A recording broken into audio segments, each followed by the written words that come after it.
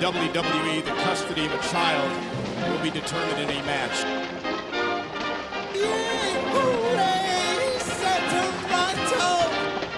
Oh, I knew he was going to do that.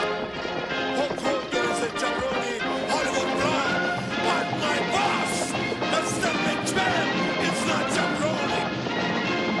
Get a horse a time, fool. Put that cigarette out. Will you stop? Woo! What's up, Drunk Marks? Welcome to this week's episode of Drunk Wrestling History. I am your styling, profiling, not really, but I am your designated host, Adam, and with us, as always, are the styling and profiling drunk wrestling historians themselves. This is Eddie, Woozle Wuzzle. And this is Scott. It's Ghetto Blaster time, fool. All right, what do we have for sustenance for this week's episode? I'm drinking right now a Ruby Grapefruit White Claw, which I refer to as a Ruby Riot. But it's like look, you guys, I'm not gonna lie to you. I've been drinking. Dude, I had a shot of Jaeger right before this. I've had a Manhattan. I've had a Mr. Perfect beer. I think I'm on my fourth White Claw. This is the most drunk I've been on the show since I think our first recording, back last October. And once I finish this White Claw, I'm gonna open a natural lime White Claw. Thank you. Well, it's funny you mentioned lime because I am doing a tropical lime Corona seltzer that I'm about to open now. So, cheers, everyone. Very good. all right, and I've got Rat Bastard Root Beer. Ooh. The tagline on the bottom does say, "This time, put it in your mouth." Oh. And suck Okay. it? Because and it's good because I was gonna use a different orifice, but I mean, this is the the first root beer that came with instructions, so I might as well do that correctly. Wait, your other root beers didn't go there? Uh-oh. No room for error with that one. Yeah. No, yeah, this one's laid out. They didn't IKEA it and give me creepy, weird instructions or horse product. The Rat Bastard Root Beer looks like they're here to take care of the customer. I saw right. Steve-O chug a beer through one of his other orifices one time. I saw Steve-O expel weed through that same orifice one time. Expel? Yeah, he swallowed a condom with weed when he was going to Denmark or something. he Menunosed it out on stage at a performance. he was trying to get it out before in the hotel and it just wasn't happening, and then it hit him when he was on stage. Tess is in the crowd taking notes.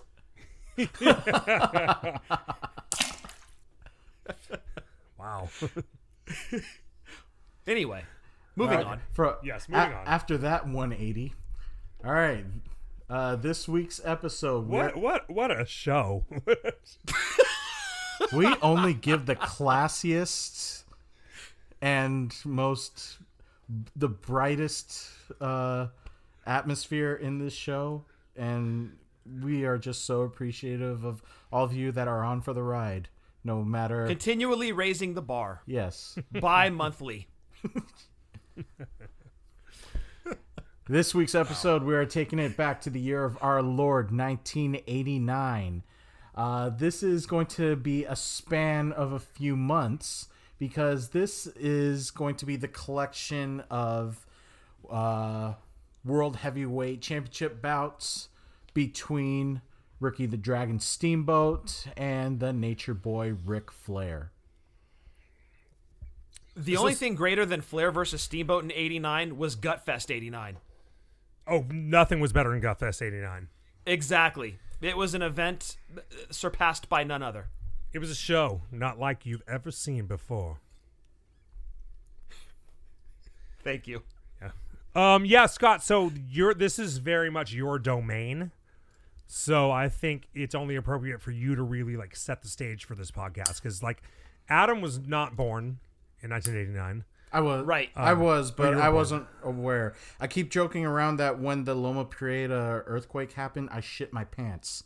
That's a statistical guess. I just don't know if that actually happened, but Wait, Adam, what is your birth year? 87. Oh, you were born in 87. Okay. Okay. So you're a little bit older than I thought you were. Okay. Gotcha. So you were like is 2. but is 2 years old like an appropriate age to test your pants? Like how? Like at what age do you stop wearing diapers? I don't, because you know me, I know nothing about babies. I have no experience with them. I don't fucking Potty know. training is what did Adam just drop an F-bomb? You really pissed him off, dude. You better apologize. He does it sometimes. Don't you remember that Valentine's Day episode, like 30 seconds in, and already had a plethora of it? Yeah, okay, that's true. That's true. I was the But I only blame Ed for single this guy on that episode. Damn it. That's right. That's right. Lucky. So wow. So Adam, you were 2 when all of this went down, and in early '89, Steamboat had already departed the WWF and showed up in the NWA as Eddie Gilbert, Hot Stuff Eddie Gilbert, if you will, as his tag team partner in a match.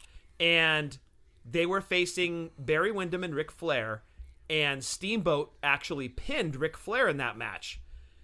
That led to a title match between Flair and Steamboat at Chi-Town Rumble '89, and a few days before that match, they had an in-ring spat where Steamboat actually stripped Flair down to his underwear and then beat the crap out of him. I ended up watching that just to understand like what the context was. I mean, I know that it wasn't just like, and going into the matches, I know it wasn't just, you're the opponent. Let's wrestle here. Okay, this was the result. Let's follow it up with another pay-per-view, and then follow up with another pay-per-view. So yeah, this one I really got to see what the context was of Flair being the dirtiest player in the game versus Ricky Steamboat, the family man, and the one that was fighting with morals as opposed to Flair fighting for tangibles.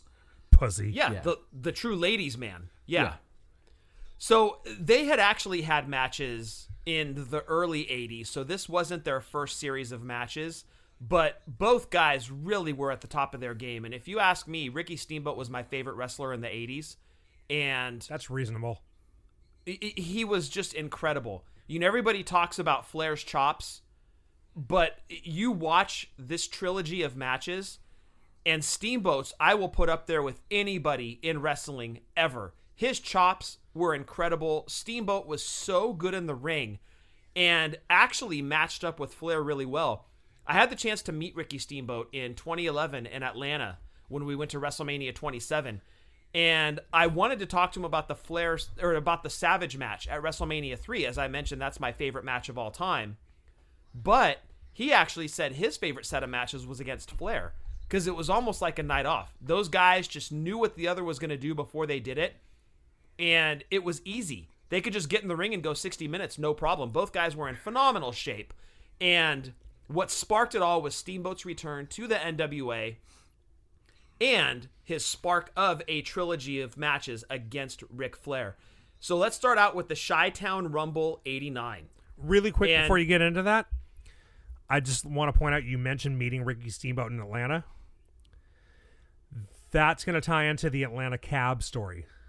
It doesn't have to. Oh, that story will be told on this podcast, Scott. Okay, but it doesn't have to. I'm just saying. We don't need to talk about that. No, that's the most infamous drunk wrestling story of all time. Okay. It's coming up soon. It's happening. Also you and Gary Radnich. Oh my God. Fuck that guy. Seriously. Not the real Gary Radnich. What does Gary Radnich have to do with this? What did we do Scott. wrong? Scott got stuck next to him on a flight to Atlanta. Okay, so what happened is we got on a flight to Atlanta. We had a layover somewhere and then had to change planes. I think it was like and Dallas. on that, yeah, and so then we went from Dallas. By the way, it was a red eye. Yes, exactly. And we had to change planes, so we had a little puddle jump or whatever from Dallas to Atlanta. It was like an hour flight. No, And I was like, it was longer than that, dude. Because really? because this fiasco went on for a while. It felt like 10 hours. And I was going to try to sleep because I didn't really sleep on the flight from San Francisco to Dallas. And I'm like, fuck it, I'll just sleep on the way to Atlanta. Well, I got stuck next to Mr. I want to talk about everything under the sun sports, and I didn't get to sleep. This dude wanted to talk about all sorts of sports, and Ed was hella laughing when we got off the plane. He's like, dude, you fucking got stuck next to Gary Radnich on the flight from Dallas to Atlanta. So that's where that comes. It wasn't the real Gary Radnich. It was just some schmuck who wanted to talk sports the whole way. Oh, It was really? Okay. It was fucking fantastic, Adam. Because No, it wasn't. authentically, I do not like Gary Radnich. I'm more of I don't mind him. I'm more of a Mr. Involvement Vernon Glenn myself. Another I'll, good I'll, dude, ta- yeah. I'll talk sports with him. He's actually been to or been a part of some of the improv shows that I've seen in San Francisco, and he's fantastic. But and for our Bay Area listeners, Gary Radnich on Kron, for me, but as an obsessive sports fan, don't ever let me do that to you on a flight, Scott. I care so much about your well-being, and will only unleash sports in the proper setting. But Well, no, and I know, and I'd be like, Adam, I'm tired, dude. I want to go to sleep. Yeah. But this dude just would not shut the fuck up. And I would try like conversation killers, and he just kept going. Like he wouldn't stop. And Ed thought it was the greatest thing that's ever happened. It was until the greatest cab thing- incident. It was This the greatest thing until the thing. cab. Yeah. Yeah. Yeah. See, you don't do the red eye flight right. You got to do it the way I do. You have nothing to drink after like 11 a.m. You don't eat after like 2. You get to the airport. You get like a sandwich or something. You get about 4 shots of tequila. You get on the plane. You take 2 Ambien. You pass the fuck out until you land. Is that what they did to Mr. T in the A-Team? Maybe To get him to that's- fly? I don't know. That's what I do to me every time I fly. Every time I do a red eye. Spoken like a true WrestleMania veteran. Hell yeah, dude. Making the towns. So that's the Gary Radnich story, Adam. Yeah, and the cab story's coming up That- when we get to the WrestleMania cities. that was a No, it's not. that was a teaser for the cab story, pretty much. You know what? I feel like we keep teasing this. Maybe we should next time we get together see if we can get Chow over here. Yeah, or not. I'm just throwing that out there. It doesn't need to happen. It's happening. It's happening. All right, let's get into the Flair Steamboat trilogy. Yes, so first up, after the tag match goes down, after the in-ring altercation where Steamboat strips Flair down to his underwear, which, by the way, that's an Very 80s 80s. thing. Yeah. Yes. You don't see that nowadays where, like, Drew McIntyre is trying to rip Randy Orton's clothes off and strip him down to his underwear. That was only during the 80s. I don't remember that happening in the 90s too much. I know. I keep waiting for someone to rip Zelina Vega's clothes off. It's still not happening unless you're Aleister Black, unfortunately. Sad. So, But he's This- easily wearing at $10,000 worth of clothing and accessories. yes, that because one. legitimately, because that's a Flair thing to do. Oh yeah. Oh yeah, totally. He gets paid $8,000 from the NWA, but then spends like $12,000 on his wardrobe. Total Flair thing to do. Skills. Yeah, living the gimmick, brother. So the weird thing about this match, this is Chi-Town Rumble 89. The match starts and Steamboat's already in the ring? Yeah, exactly. I had that in my notes. I was like, "What? Steamboat's already in the ring." Yeah, Flair comes down with the chick. He's got a chick with him. She gives him flowers, which was like that's kind of goofy. Yes. Who's the Japanese dude with Flair? Matsuda. Hiro Matsuda. Okay, I was thinking it was Kenji Shibuya, but yeah, Hiro Matsuda. Okay, Yeah, it's Matsuda. And he was only around for this one. That was it for him. right. That was like the weirdest part about it. Yeah, so he was with Flair for a very, very short time. Flair had him in his corner. He was almost like an advisor. He was like kind of taking the place of J.J. Dillon, I guess. But really, after this match, he was gone. The weird thing about this is Flair is supposed to be the heel, but you can already hear the crowd starting to They love him. turn. Yeah, they really do. They love Flair because they're really presenting Steamboat as like, this is the family guy. And Adam mentioned this in the intro. Steamboat is your family guy. Flair Yeah. is like the ladies' man, the lifestyle, the money. He's the polar opposite of Ricky. And I think the crowd really started to kind of swerve over to Flair's side a little bit more because it was pretty audible. During his entrance, you could hear the crowd cheering him. Well, they played it all wrong because, like, if you look at those two guys, like, which one of those two guys do you want to hang out with? True. Yes, exactly. Not the guy who brings his fucking kid to the ring. Yeah. Yeah, you're going to have a nice barbecue at his place. Maybe have a Right, glass of wine and you're in bed by 9. Or do you want to hang out with Flair and you're not getting home till the next morning? Exactly, yeah, right. You're going to the Omni Hotel and, like, yeah, you're going to have a good time. Right. Exactly. Yeah. So the right, you're gonna come home rubbed raw. And Flair paid for it. Yeah. So the thing to notice about this match, Ed, and you had mentioned previously on a couple of episodes that you didn't really watch NWA because of a lack of cable, but Tommy Young was infamous for being involved in these title matches. Okay. And you could almost put the guy on the clock. You could almost set a timer to him for a ref bump. It was almost every single title match he was involved in, he would shove the heel champion or the heel challenger. They would get into an altercation of some type. And later in the match, there would be a ref bump or something funky that Tommy Young saw where he would factor into the finish. So as soon as you see Tommy Young in a match, you can almost bank on shenanigans every time. Okay. So I wanted to clear that up about Tommy Young. He's like the Danny Davis of NWA. But he's not a heel. Right, yeah. Okay. He's not swinging it into the heel's favor, but there's always shenanigans involved somehow. Not necessarily his fault. Right. That makes sense. Okay. So in this match, you get all your classic Flair staples. His chops, his corner flip into an apron run, into a top rope, into a crossbody. You get your ref push and your ref push back that I talked about. You get your pin with his feet on the ropes. You get your figure 4 with holding the ropes to kind of add a little bit of leverage. This match had approximately 608 chops thrown in total. And I counted 612. Oh, well, there you go. Thank you. Okay. Thank you. That's the official count. I would say the crowd, we talked about it earlier, they're cheering for Flair. I would say the crowd was 60-40 Steamboat in this one. Steamboat was still fairly new to the NWA. He had the crowd in his corner. Over the next couple of matches, that kind of changes up a little bit. What notes did you have on this, on the first match, the Chi-Town Rumble 89? Well, I just had a few spots. Okay, so like first off, I had that Steamboat was going for pins right away. Like he was just trying to knock this out, and that was very Steamboat. You know, like yes. that was not unique to this match. That was a Steamboat thing. There was a part where Steamboat hit the ropes. Flair did a drop down. Steamboat hit the opposite ropes and landed on Flair on a side headlock, which was really cool. I don't think I've seen anyone do that besides him. Right. You know. Also, like some guys from the Bears were in the front row. But it was Chicago. Yeah. Yeah, but the refrigerator wasn't there, so who cares? Did he have the stink on him from WWF, maybe, from being at WrestleMania 2? I don't know. He just maybe he was. I don't know. Maybe he was at fucking Geno's East. or he may not even be playing football anymore. I don't remember when he left football. I don't. Me either. I don't know. Yeah, I'm not sure on that. I know he was a G.I. Joe figure by this point, but I don't know when he left football. Yeah.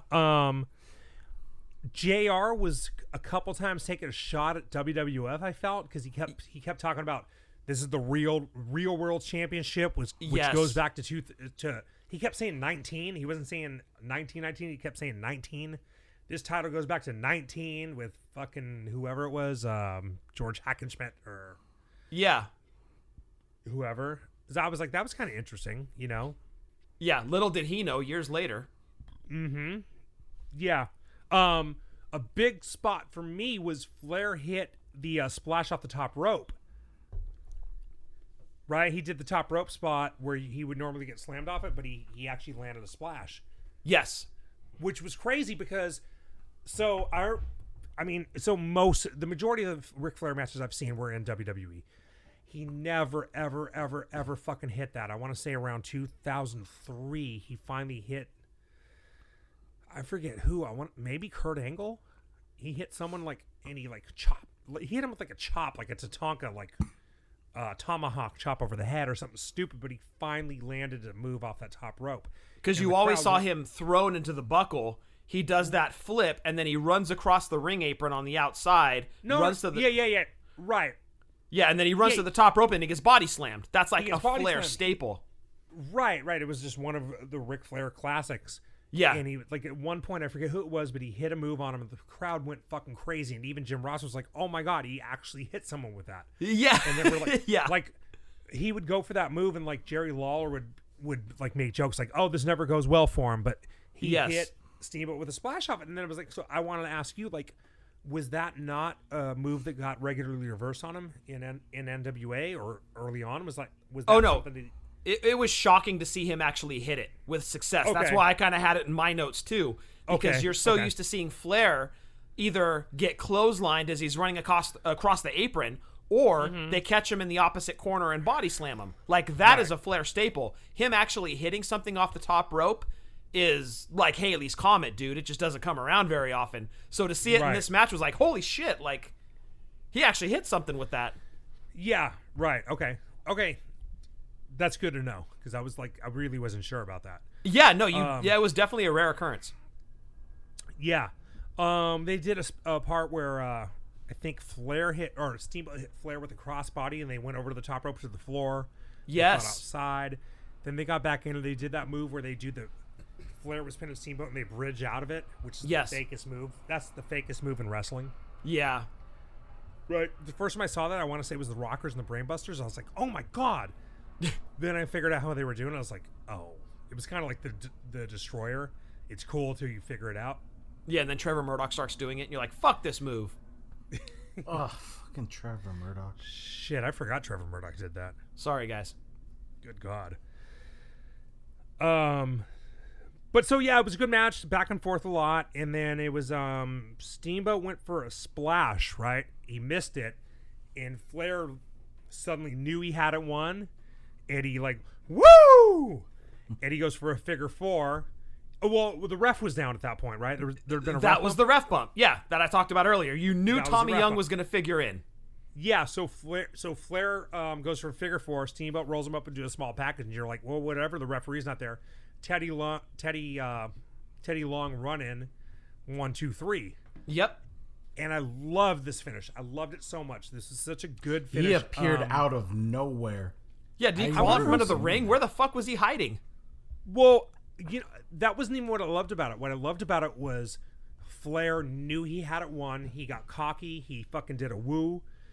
And he went for a figure four, and he didn't have it. You know what I mean? And it left Flair out. Like, Flair just kind of got caught off guard. Yeah. It was perfectly booked. Do you know if Dusty was the booker at the time? I believe he was, yes. Oh, Okay. wait. No, this is 89. No, Dusty had already jumped ship. Oh, yeah, because Dusty was at 6, which was 90. Okay. Yes. So well, who's- he got fired, actually, in 88. When the Road Warriors turned heel, that's when they did the spike in the eye, and that was Right. Dusty's call to get color on television. So Right. he was actually fired right after Starrcade 88, and that was in December. Okay, so I would love to know who came up with this finish, because it was fucking genius. It was not Dusty Rhodes, unless he had Okay. scripted something out for Steamboat coming back, and this was going to be the first match that they would have used, but I don't think it was Dusty, and I don't know... Was it Kevin Sullivan? No, he was Booker later. Was it Watts? It might have been Watts. Yeah, because they had Jim might have been Herd there Watts. for a little bit. They It was had not- Watts. It wasn't fucking Herd. It could have been Ole Anderson, actually. Okay. It could have been Ole on this one. Okay. That makes sense. I can see that. Yeah. Whoever it was, it was brilliant. You know what I mean? It really... You're like, oh, well, we have to have a rematch. Like, a rematch is perfectly reasonable, you know? Yes, for sure. Like, Flair just fucking kind of let his guard down and fucked up. Like, Steamboat didn't beat him. Flair beat himself. Right, exactly. And these were the kind of shenanigans I'm talking about, where Tommy Young gets taken out, then another ref comes in and counts the fall. These are the things you would usually see when Dusty was booking, because then you would have the original referee come back into the ring and nullify the title win, and the title would go back to the heel champion. That's I saw the that Dusty shit finish. Yeah, exactly. I would see that shit with Flair all the time. I don't know how many times I saw Flair drop the strap only to get it returned to him because of some bullshit like this. So when Steamboat actually kept the championship, I was shocked, because I was fully expecting the next Saturday to tune into TBS and they were going to say Ricky Steamboat was stripped of the title. But when he kept it, I was like, holy shit, that's awesome. Yeah, exactly. So this kind of set the tone because these two guys, as I said earlier in talking with Steamboat, it was just those guys knew each other so well. They matched up perfectly. They were in such good shape to go 60 minutes. Even 30 to 40 minutes was no problem for them. Mm-hmm. They could go 100 miles an hour. They could go 10 miles an hour. It didn't matter. They could put in the time. Yeah, they were fucking fantastic. Yeah, and Flair was really at the top of his game right here at 89, dude. This is like top-notch Ric Flair. Yeah. So after the match, we get the backstage promo with Steamboat, right? Oh, I don't actually have any notes on that. Is that where they're pouring champagne in his eyes? Yeah. They're pouring champagne, and he gets an eye full of champagne. It's the fucking funniest thing because he's trying to do a promo. I forget who the interviewer is. It might have been you would know. Oh, Bob Caudle. Yes, Bob Caudle. Steamboat's trying to do. Clearly, this was not pre-taped. Right. Yeah. He's trying to do an interview, and it's like he can't even see, and he's like He'll say like. I think he was say trying something. to play it off like he was overcome with emotion. Yeah, but like obviously his eyes were fucking burning. Yeah. You Yes. know, like he'll like stop mid sentence and just like squint and like put his head down and like he was fucked up, dude. Like his eyes were so like oh my god, it was crazy. Like I'm sure Lex Luger was like, "Yeah, celebrate." Oh shit. yeah. I mean, like, oh, it was funny as hell, dude, to see him with that shit in his eyes. I saw a movie the other day like that, with something in someone's eyes. I don't want to talk about that. Oh, was that like finishing on glasses? Yeah, without. Well, why do you keep talking about that? You keep bringing it up. How did you? I don't keep bringing that up, but how did you? I don't keep bringing that up, but how did you know that? Just a lucky guess. So now it's funny. I must have gotten drunk and been honest with you. You did last episode. But it's funny now, you watch sports celebrations now in locker rooms, and they start spraying the champagne around. Guys are actually wearing goggles now. But back in the 80s, yeah, totally, right? Like, take it like a man. Take those goggles off. They didn't think about that, back then. No, absolutely not. And it's funny because if you go back to Hogan's championship win over the Iron Sheik, Andre dumps a shit ton of champagne in Hogan's eyes. Oh, yeah. And it's like the same thing as Ricky Steamboat's going through. Like, God, guys, that was like 5 years ago. You still haven't figured it out? Cover your eyes up when they're pouring the champagne in. Damn. Or use gimmick champagne or something. Shit. Right. Yeah. Yeah, it's just hilarious. These guys are trying to do an interview and their eyes are just lava at that point. Yeah, it was awesome. Yeah. Eyes are lava. Yeah, eyes are lava. So that leads us into Clash of Champions 6, Ragin' Cajun. Ragin' Cajun. The Ragin' Cajun. This is at the Superdome, brother.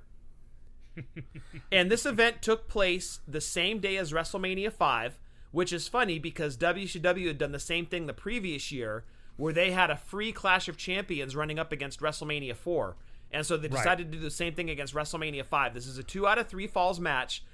And I was cracking up because in a typical WCW move, both guys get entrances.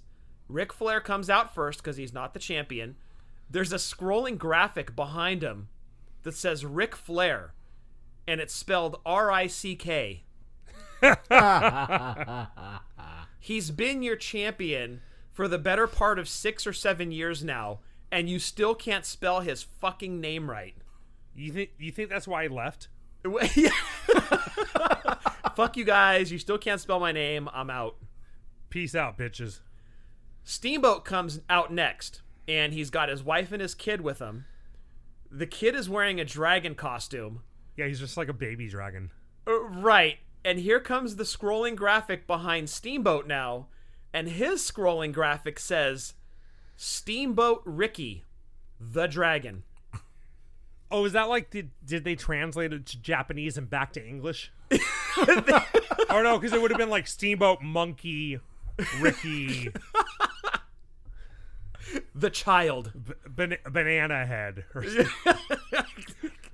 Oh, dude, I was dying. I'm like, that is such a WCW thing. Like, you look at their stage set for Starrcade 89 that we actually did a show or review on, and it's like this big elaborate stage. It was beautiful. It was awesome. But this, at the Superdome, it's like a scrolling graphic, at like a pizza place that's like showing names or something on it, and they can't fucking spell Ric Flair's name right. It's like Chuck E. Cheese without the clapping hands. Yes. Oh, dude, just WCW just showing its true colors. So fall number 1. Well, by the way, before you move on to that, let's point out that this is at the Superdome, brother. Yes. And there were 5,000 people there. And Ed, just so the audience knows, how many people does the Superdome seat based on your experience there? Oh my God, 75,000 people. Easy. Superdome, by the way, is the shittiest stadium I've ever been to in my life. It's garbage. I fucking hate that place. Yeah. New Orleans is definitely the best city ever for WrestleMania, but the Superdome was the shittiest, fucking most garbage stadium.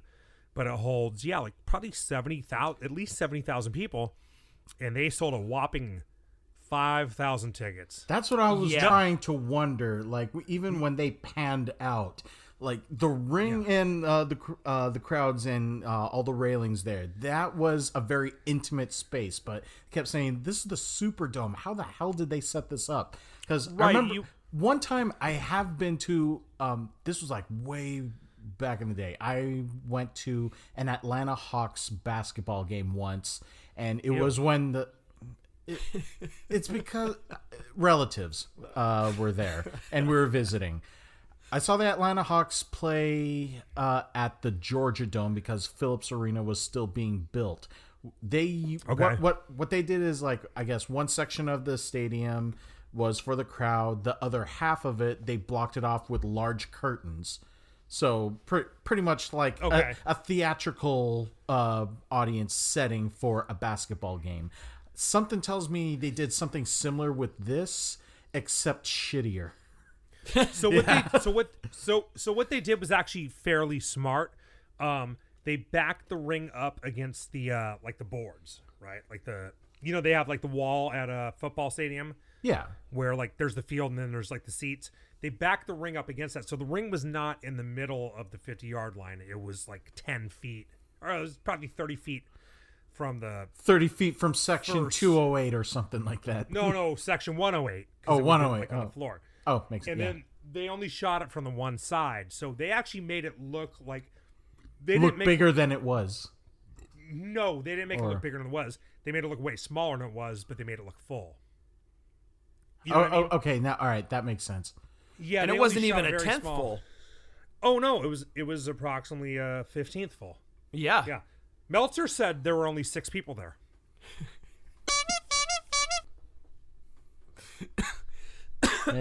Maybe. Yeah. Yeah. But anyway, so he was close. So it was the Superdome, brother. Now, why was it 3 falls, a 2 out of 3 falls match for the second match? Because I thought that was weird. And I wanted to ask you this because on the video package beforehand, it didn't explain it.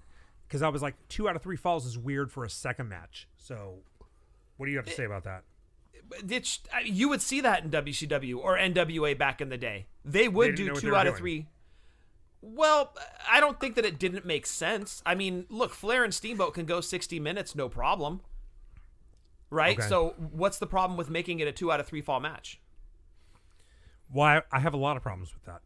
Why? It's not like, because look, NWA didn't do that all the time. Like WWE at some point last year got carried away with 2 out of 3 fall matches. It was like every SmackDown or every Raw, it was just a string of 2 out of 3 fall matches, right? It was constant. I forgot about that. That was terrible. Terrible. Yeah, NWA didn't do that. NWA would sprinkle in a cage match. They would sprinkle in a 2 out of 3 fall match. They would sprinkle in like a first blood match or something like that, but it wasn't uncommon for them to do a 2 out of 3 fall heavyweight title match. They would sprinkle that in on occasion. It's not weird at all. When I heard it was a 2 out of 3 fall match, I'm like, okay, cool. They're probably going to go 60 minutes. And I mean, I guess that's this was still the NWA championship, right? Not the WCW championship. That's correct. So traditionally, NWA championship matches were always 2 out of 3 falls. So I guess there would have at least been that kind of logic to it. So maybe like a more traditional? Yeah. Like, I mean, because that would have been not fairly new, but like, like back in the day, title matches were always 2 out of 3 falls. Okay. It wasn't common, but they would do it on special occasions. Okay. Yep. So that's all. All right. it was. We've learned nothing. So let's move on to the match. Yes. So this one went 55 minutes. As we discussed, it could go 60, and it went 55. Flair won clean with a small package reversal on fall number 1 in 19 minutes. Yeah, he did. Yeah. Fall number 2, and this was really, really weird because it's not something you saw very often. Steamboat came out fall number 2 on fire. He trapped Flair in a figure 4. He hit him with a Boston Crab. Out of nowhere, in 14 minutes, he hits a double arm chicken wing submission and Flair submits. Right. That is not something you saw very often from Flair. If I can remember correctly, I don't recall ever seeing Flair submit other than to this move. Like, even when Dusty would hit him with a figure 4, I don't recall Flair ever submitting. But the weird thing about that to me was to set that move up, he was working Flair's lower back. Right? And I'm like, to me, like, that doesn't that work your shoulders and your arms? Not your. I would never think that would work your lower back. But Steamboat was working his lower back over.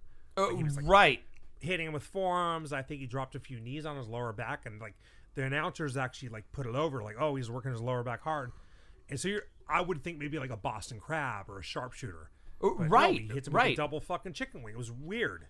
And it was the first time I can recall Ricky Steamboat ever hitting that move. So when he actually won a fall with that, it was almost like, okay, does Ricky have a new finisher now? Or are we not going with the crossbody anymore?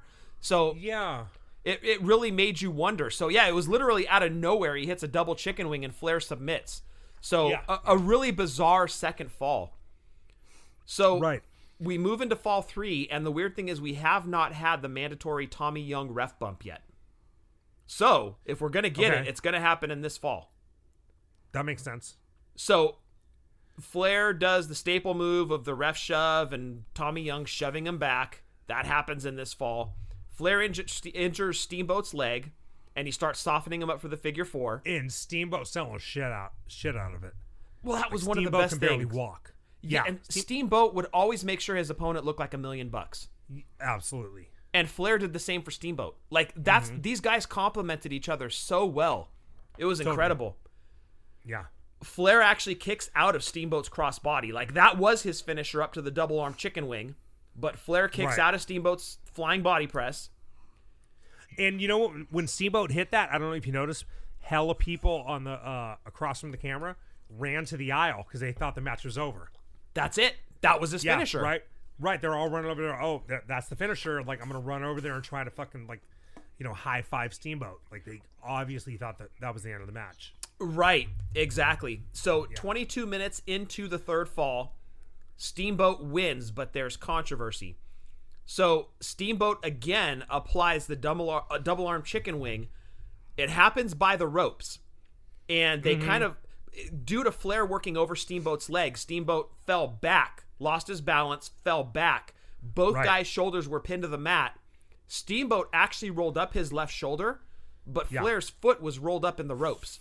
Right, it was right under the rope. My impression was that Flair was vocally indicating submission. Even though it was a crazy fall. Was he? How did you tell who won? That's my only assumption of why they declared Steamboat the winner of that. Okay. But but the ref still counted the 3 though. Yeah. Yeah. He slapped the mat 3 times. I mean, you could still slap it. I mean, that's just human nature, but why after making a 3 count, why would he indicate the person who was on the bottom the winner? My only assumption is that was the case. He heard of another vocal submission. Yeah, and again, Tommy Young's involved, so there's going to be shenanigans, right? We talked about that in the Flair was wrapped up in the ropes. Steamboat rolled up his shoulder. Tommy Young saw the shoulder roll up, still saw Flair pinned, and declared Steamboat the winner. So post-match, they're interviewing Steamboat backstage, and Steamboat is advised of the shenanigans with the pinfall, and now you're setting up the trilogy. Now you're setting up the third match, the rematch. We gotta go one more. Yes, exactly. And now you have your main event for Wrestle War 89, which actually ends up not being the main event of Wrestle War 89. It actually falls in the middle of the card. Oh, is that true? Yeah. Yeah, it was in the middle of the card. I didn't know that because I just went onto the network and searched for this match. I didn't realize that was what was the main event?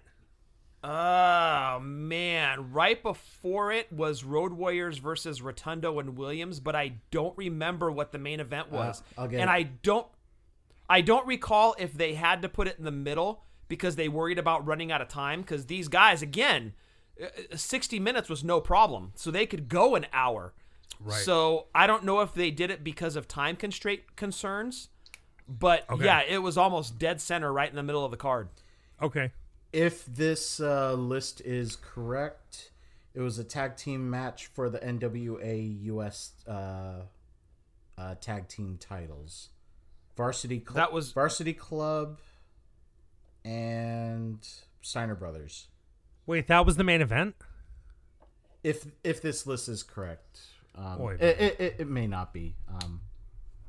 Actually, I'll check the more reliable source. Yeah, I think that was actually a botch on WCW's part. I don't think that another match was supposed to main event. Like, this should have been the main event. It was that good. Oh, fuck yeah, dude. How do you finish off a match with fucking IRS? First Family was versus Varsity Club. What the fuck? The first so that was Eddie Gilbert and Rick Steiner? Looks like it, yeah. Yeah. Okay. Cool. And the Varsity Club was Kevin Sullivan and somebody. So that was your main event. Yeah. Interesting. Very interesting. And Flair and Steamboat go in the middle of the card. What? Very WCW. What a WCW thing to do. Mm-hmm. They should have had a drunk podcast. Yeah. I think one of my favorite remarks when Eric Bischoff threw The Rock out of an episode of Raw. No wonder WCW went out of business. Yeah. Yeah. All right. I need to... Thank you for looking that up. Fact checked Adam. Happy to. So I think one of the funniest parts of this match is the entrance. And you talk about the next one or the third one? Yeah, I'm talking about Wrestle War 89. Oh, dude, the entrance fucking ruled. Yeah, and they really, really were trying to portray both guys in that light of, here is the former champion who's all about the women, the money, the lifestyle, and here is the current champion who's all about his wife and his kid and his donkey. So, yeah, exactly. He comes to the ring on a donkey or a pony or whatever the fuck that is. The kid does, not Ricky Steamboat. Right. The kid does. Yeah, he's dressed like the Honky Tonk Man. Right. Yes. Ricky Steamboat's wife is dressed like fucking Colonel Sanders. Right. Which, this is all very weird for a martial arts expert. Like, he's like Jimmy Wang Yang. You know what I mean? Like, the guy's named after a Bruce Lee movie, and his fucking wife is dressed up like, the KFC guy. Yes. It was insane. I've never seen anything like it. But meanwhile, Flair comes to the ring with like a harem of 40 women. Oh yeah, he comes out there like he's fucking Snoop Dogg. So if you're like the vocal male in the crowd watching this back in 1989, you're like, dude, who am I cheering for? Right. Yeah, I want to be that guy. Yeah, do I like the Kentucky fucking Colonel or the fucking Ho Train? Yeah, I mean, Ricky could have redeemed himself by like hosting a donkey show or something. That didn't happen. He had a donkey all ready and everything. No donkey show. That doesn't happen. Anyway, I don't think Ricky Steamboat's the one I wanted to see with the donkey in a donkey show on that pay-per-view. I'd have to go back and look at the rest of the roster. You know, well, Jim Ross was there. Okay, I was thinking Big Bubba, but that guy could move. Yeah, I could. I mean, so the dexterity of that man. Yeah. The weird thing about this match, another weird thing besides the donkey, judges at ringside. Yeah. What the? Okay, so if there's a count out or a disqualification or both guys get counted out, so it's going to go to a judge's score. Right, only if it was a non-finish. But it was weird because they were doing the judge. It was weird, but it was actually kind of cool. The judges were turning their scores into the announcers every 15 minutes. Yes, and so they relayed that to the home audience, so you kind of knew who was ahead. Right. So you've got Luthez, Terry Yep. Funk, and Pat O'Connor, who I thought would have been about 300 years old at that point, but apparently he was still alive. Almost. He was 288. You were close. Okay. Yeah, it was like the Crypt Keeper is judge number 3. Yeah. I was like, oh, it's Terry Funk, Luthez, and Mr. Burns. Yeah, I know one of these guys. Yeah. Right. But the match started out hard, dude. It was Chop City, bitch. Yes. Hella chops. Very much. Now, did you notice at the beginning of the match during introductions, you really started to hear the boo birds for Steamboat? Yeah. And you could really hear the cheers for Flair. Yep. And I think it's honestly because WCW went so heavy on portraying the two guys in two entirely different lights. I think if you had just kind of left them alone, like not brought Steamboat's wife and kid into it, and just let Flair be Flair, Right. I think the natural face-heel dynamic of this match, and the previous 2 matches as well, would have retained to what it normally would be with Steamboat as the face, Flair as the heel. But because they really put the spotlight on the 2 different lifestyles, that really caused the crowd to kind of turn. I don't think Steamboat needed that whole family thing. He could have just been like, Just Steamboat. I mean, right, like as at well. 3 with Macho Man, there was none of that shit. You know, but Right. you loved him because he was great in the ring. He was a nice guy.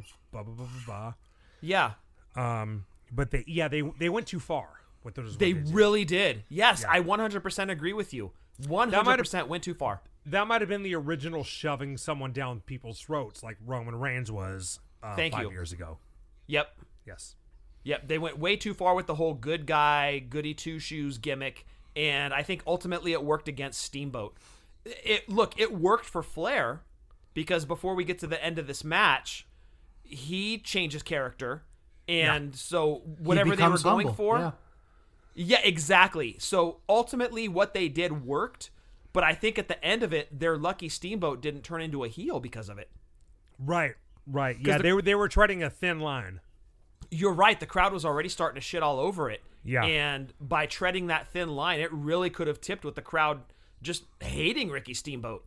So you're right. The match, it started off just a house of fire. And as I mentioned earlier, I will put Steamboat's chops up with anybody that's ever chopped anyone in a wrestling ring before. That dude could fucking go, and he could chop the shit out of your chest. Yeah. So, according to the judges, after 15 minutes, Steamboat is ahead on points. And that's unanimous. All 3 judges have Steamboat ahead. Right. Because points matter. Yeah. Now, As we learned during in the course- WCW, math and wrestling. Keep up. Yes. Yep. There you go. And you really start to sense, after that first 15 minutes, the crowd really starts to turn to Flair's side. Like, you heard it during the introductions, but as the match carries on, it really starts to go to their side. Because he's so or fucking Flair's good. side. Yeah, exactly. And as I said, 89 Flair was absolutely at the top of his game. After the end of the next 15 minutes, 2 out of the 3 judges have Flair on top, and 1 still has Steamboat. Yeah, it's a split decision at that point. Right. So what do you have up to this point in your notes? Just sort of a bit of a. I definitely feel like Steamboat was controlling the match for the most part. Yes, agreed. I have in my notes that he was doing chops in the corner because he's Asian, and this was 1989. Well, also chop was one of his staple moves, but sure. But you know what I mean. I also like they did a spot. I think it was a crossbody. Steamboat hit Flair with the crossbody over the top rope, and they just landed just perfectly. Like They did that every single match, though. yeah, but those guys, All they were 3 of just these. they were just so good. You know, just Yes. like I mean, just as a note about like how good they were as wrestlers, not about the match itself necessarily, but like they just were fucking perfect. Everything they did was just good. Yeah. It looked good. It looked safe. They were great. That's chemistry. Yeah, right. So I've got down Steamboat goes for a double chicken wing, and Flair blocks it. So Steamboat's going for the new finisher. Mm-hmm. He hits a chop off the top rope, goes to the top rope to hit it again. Flair shakes the rope, and Steamboat falls from the top rope to the outside. Yeah. And that's where it kind of starts to turn for Steamboat. Like, that's kind of the beginning of the end. Steamboat comes back in, gets hit with a figure 4, weakens Steamboat's leg, And this comes into the finish because Steamboat gets out of it. He goes to slam Ric Flair. Leg buckles. Flair rolls him up for a small package. Flair is your new champion for the sixth time. It was the WrestleMania 3 finish. Exactly. Yeah. Exactly. I love the finish. It wasn't like Flair got lucky. It was like he just outworked him. Yes, and I love that the figure four came into play. That was the general sense. I don't think that any one of them was like more physically dominating or intending to hit the right move at the right time. It was wear him down and then look for your opportunity, and that was the sense I got between the two of them. Right, they both came out of this looking strong. Like Steamboat, lost ultimately, but he didn't look bad. You know, right? They both had great fundamental wrestling. It was just it was just a good match on the technical sense. Yeah, and actually after this, like you mentioned, Ed, that both guys came out of this looking like $1 million. Mm-hmm. Steamboat actually went into a feud for the United States heavyweight title after this feud with Lex Luger. Okay. So if you go online and you just Google Ric Flair's Ricky Steamboat trilogy, there are a lot of articles about this. One of them is on WWE.com, and they interviewed both guys about it. And it was actually, I think everyone should go Google that, find the WWE article. It was really good. So I didn't know this. So after the match, Terry Funk came in and started talking to Ric Flair, and Flair started acting like a dick and just beat up Terry Funk, right? No, Other he way didn't beat around. up Terry Funk. Oh, I'm sorry. Yeah, I'm sorry. I totally have it backwards. I'm drunk. It happens. Yeah. They get into a big fucking brawl. Steamboat said that he did not know that was going to happen. He found out about it when he was walking up the aisle to leave the match. He thought that there was going to be a fourth match the whole time. Like he always assumed. Yeah, he said when he found out he was losing this one, he always assumed he was going to get a rematch as the former champion. I don't know if he said that he thought he was going to win or lose, but he definitely thought there was going to be match number 4. And he was kind of disappointed about that. I never knew that. Right. Yeah, it was really interesting to read that. There are a lot of articles online if you just type in this trilogy. And that was one of the best ones, though. It was really cool to read that. Yeah, absolutely. And to go back and watch the trilogy, too, you really see what happens when two guys just have it.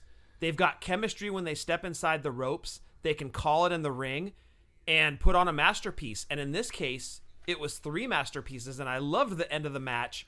Steamboat went up, congratulated Flair, really stayed in that face character, and Jim Ross gets in the ring to interview Flair. Flair has kind words for Steamboat, which is way out of character for Flair. Right.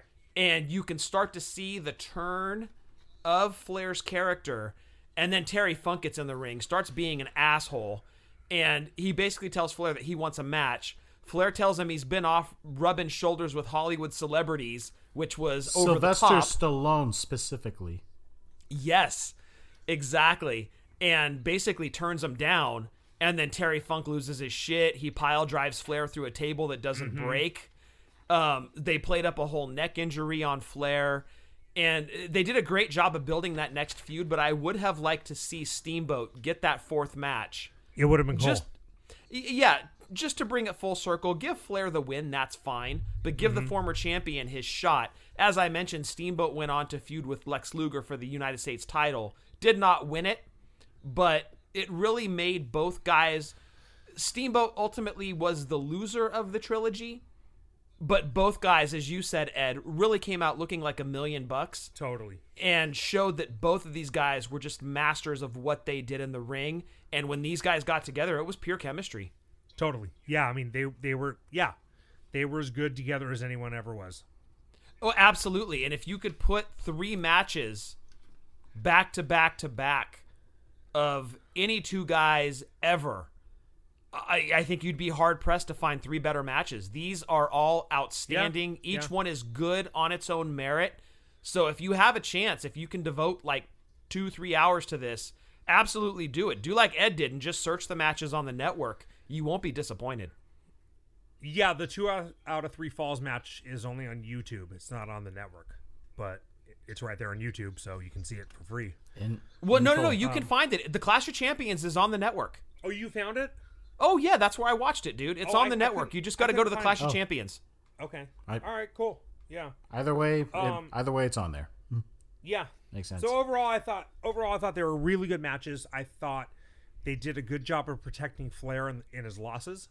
Yes. You know, he was clearly the man. Like, he was obviously the guy that he was the one he was their moneymaker.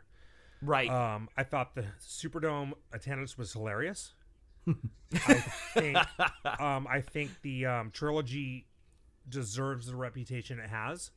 Yes. And I think it was the second match. I think it was the 2 out of 3 falls match. Meltzer called the match of the year. I disagree. I think Hogan and Bossman was the match of the year. You love that Cage. match. I love it. Also, Ric Flair, it seems from reading that interview, hated Ricky Steamboat's wife, which is fucking hilarious. Well, And yeah. and Flair didn't think the Raging Cajun match was that great because he thought the crowd was brutal. And I think it was the last match Steamboat didn't think was that great. They both thought that they had better matches on house shows. And that could be true. Those guys I have don't wrestled doubt each that. other 1,000 times. Right. So, yeah, I'm sure that they did. Yeah, I don't doubt that at all. Yeah. I highly suggest the listeners go watch the Trilogy. Outstanding. Yes, sir. Won't be So, I think- disappointed. Yep. I think we covered that. That's Flair versus Steamboat. Again, this is 1989 with WCW. Make sure that you 1989. check those. Make sure that you check those out. Again, that's for reference, Chi-Town Rumble, and then have Clash of Champions? Yeah, Clash of Champions, and then Wrestle War. That pretty much covers it. Again, let us know what you think, and keep those episode ideas coming. Keep interacting with us because we need company when we're all sheltering in place during this time, or just still at home recovering from drunk podcasting. I mean, you guys are in good shape, so I don't think that will apply. So, And we like drinking buddies. in general, yeah. I mean, also to those of you that have given drinking suggestions and even found the Mr. Perfect beer, thank you for letting us know about that. Yeah, for sure. Yeah. So, yeah, that's going to be on Twitter, Instagram, TikTok, wrestling_drunk. That is our handle. And on behalf Buy the of, shirt. Yes. Shirts on whatamaneuver.net. This isn't the shirt.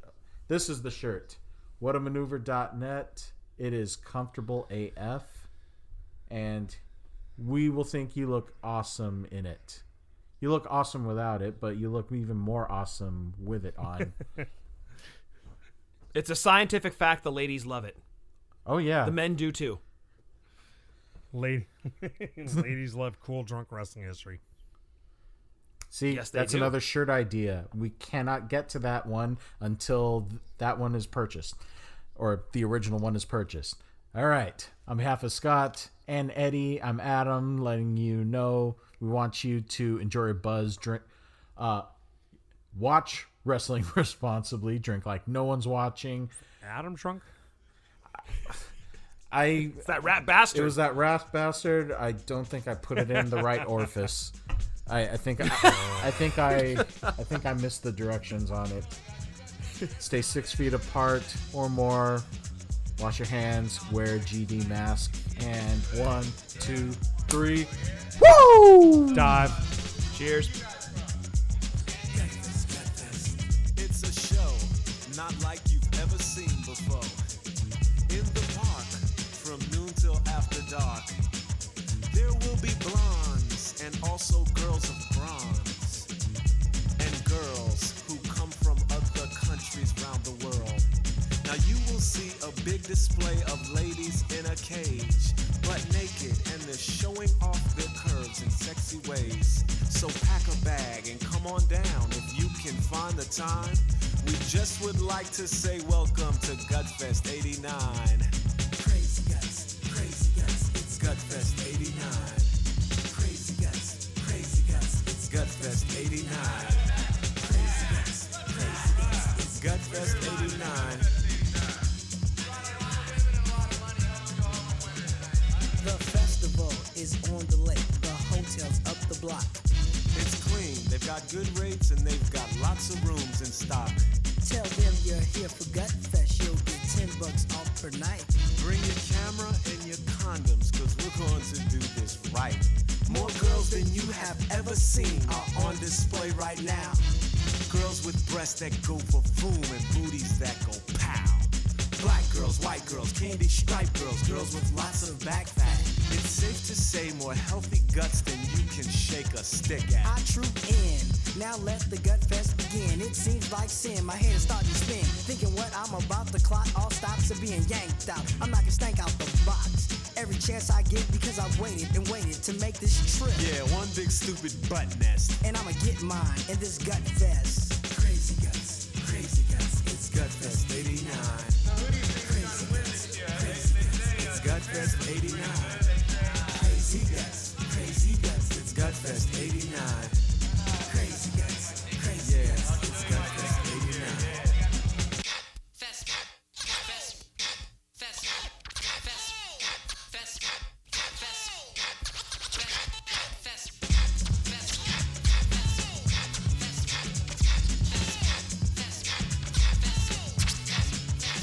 You'll see tourists and you'll meet people from all around the world. At last year's fest, I kicked it with a real cute Chinese girl. Sometimes after the shows at night or in the afternoon, some guts come up and give you skull right in your hotel room. Most nice girls do not give good brain. For others, it's a racket. Some guys leave Gutfest out of luck and go home with a packet.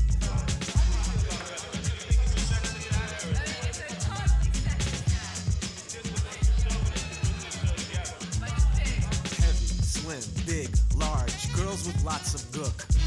Cover girls and model types, girls who got the look. Young butterfly, tulip petal, mahogany divine. A thick bitch with big legs, yeah, it's Gutfest 89. Gutfest. Gutfest 89. Gutfest 89, y'all. Crazy guts. Gutfest 89. Gutfest. Don't stop. That's great. It's just the greatest thing in the world, and if you're not already here, you need to get down here. See you next year, Ted. Thanks, Bill. So, folks, that's just gonna about wrap up our coverage of Gutfest 89 this year. Bill, you did a wonderful job of covering this thing. Yeah, thanks, Ted. Bill, is everything okay down there, or what? Well, no, the commotion seems to be they've got one cage down here, and they've got about 15 girls in one cage. And some of the girls started to fight with each other, and it was really a mess, and they're all in there rolling